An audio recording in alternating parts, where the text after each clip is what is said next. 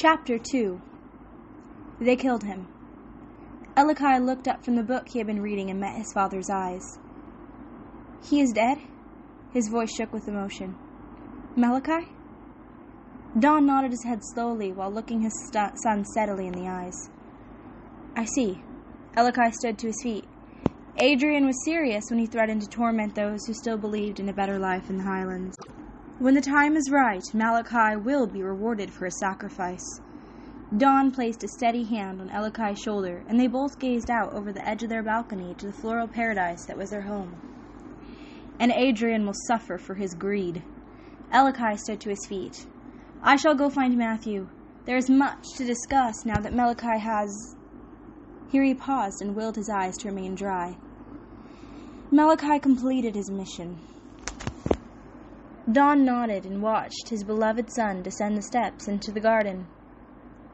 Elikai breathed in the scent of many different kinds of flowers as he walked toward the place he knew Matthew would be. Elikai loved flowers, but then again most of the ones who lived in the higher mountainous regions did. There was something so sweet and pure about a fresh flower, and each type of blossom had its own unique meaning. One scent in particular caught his attention this morning, and he stopped to admire a soft white rose. White roses. They reminded him of her. His beloved Phoebe had treasured these roses. He always wondered if it was because their white hue spoke to her purity and innocence. She made a lovely sight in her long flowing dresses and floral crown as she waded through high fields of wildflowers. Elikai missed those afternoons when he would meet her halfway through the field. She looked so beautiful those days, her soft blonde hair flying around her face, creating a halo effect, while her radiant smile spoke better than words to her joy of seeing him. He reached out to pick the rose and jerked his hand back in pain when it was pricked on a thorn. Determined, he reached back, avoiding the sharp protrusion on the stem this time as he claimed his delicate prize. Rose in hand, he took a moment to inspect his hurt limb.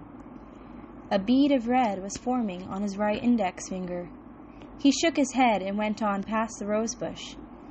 His eyes got a faraway look in them as he reminisced about the days in the past when Phoebe had filled his mind and heart during every waking moment. Now she could only haunt his dreams. His lips pulled up in the corners as his mind retreated from the present moment to the past. That beautiful summer day when she had stood before him, here in the Highlands, a sweet baby bird cradled in her soft white hands. "Isn't he just so sweet?" she had whispered up to him softly. That was one of the things he loved about her big heart. She always cared, and she cared deeply. Her eyes saw the world as a welcoming, warm place, and every moment for her was an opportunity to find something else to cherish. "He really is sweet," he had responded quietly as he ran a finger over the small bird's soft downy head. "Do you know where his nest is?" "No." Phoebe scrunched up her nose, and he remembered how cute it looked when she did that. "I found him by that tree over there, so I suppose the nest must be in those branches somewhere." "Should I climb it?" Elikai walked past her towards a tall nearby oak. "Oh, do be careful, Elikai." Phoebe followed him to the base of the tree, holding the baby bird close to her heart in an expression of worry. "I will." His response came down from 2 branches up as he began his ascent into the leafy world above. He had found the nest that day. The baby bird was reunited with his family, and he had the whole afternoon to talk and laugh with the one he loved most in the world, his beautiful, charming, and gentle Phoebe. "Elikai." Matthew's solemn voice broke into a silent reverie. His eyes were serious, but a solemn smile graced his lips. "Hello, Matthew." Elikai returned the sad smile. They would not cry. Not here, not now. But they would remain in a heavy, companionable silence. In this manner they honored the life of the man who had been so devoted to them that he gave his life for their land. Matthew noticed the white rose in Elikai's hand. Its soft spiral of petals were a welcoming sight for tired eyes. How could something so beautiful and innocent be such a harbinger for sorrow? He looked up and met Elikai's eyes. They were missing the usual laughter They were missing the usual laughter that blessed his handsome features. They had been missing that laughter since the day they had lost her. An understanding that only exists between two people who have been friends for a very long time passed between them, and Matthew placed a comforting hand on Elakai's shoulder. They stood there together like that.